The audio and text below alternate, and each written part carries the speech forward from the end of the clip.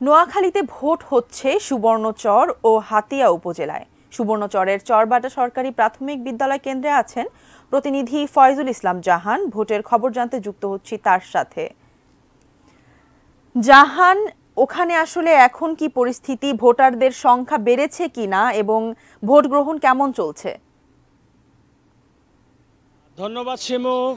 আমি দাঁড়িয়ে আছি নোয়াখালী সুবর্ণচর উপজেলার চরবাটা প্রাথমিক বিদ্যালয় কেন্দ্রে। তো এখন দুপুর 1টা বাজে। তো এখন এই দুপুর 1টায় এই মুহূর্তটায় ভোটারের উপস্থিতি কম থাকে, যেহেতু মধ্যাহ্নের একটা বিরতি থাকে, খাওয়ার জন্য মানুষ এই মুহূর্তে আসে না।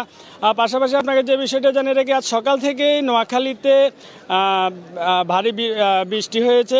এই বৃষ্টিতে সকালবেলায় যে ভোট কেন্দ্রগুলোতে ভোটারদের উপস্থিতি একবারে কম ছিল। পাশাপাশি বেলা বাড়ার সাথে সাথে বেলা 10টার পর থেকেই এখানে সূর্যের দেখা মিলেছে। সূর্যের দেখার সাথে সাথে চরাঞ্চলের যে মানুষগুলো তারা ভোট দিতে এসেছেন ভোট কেন্দ্রগুলোতে। তো আমি এখন দাঁড়িয়ে আছি চরবাটা ইউনিয়নে। পাশাপাশি আমি এর পার্শ্ববর্তী যে ইউনিয়নটি পূর্ব চরবাটা ইউনিয়ন, এই দুইটি ইউনিয়নে প্রায় 10টি কেন্দ্রে আমি ঘুরেছি। তো সেখানে যেটা দেখা গেছে যে দুপুর 12টা পর্যন্ত এখানে প্রায় 25% ভোট কাস্ট হয়েছে। তো এখানে আপনাকে যে বিষয়টা জানিয়ে রাখি যে নোয়াখালী সুবর্ণচর উপজেলাটি একটি উপকূলীয় উপজেলা। এখানে চেয়ারম্যান পদে 2জন প্রার্থী প্রতিদ্বন্দ্বিতা করছেন।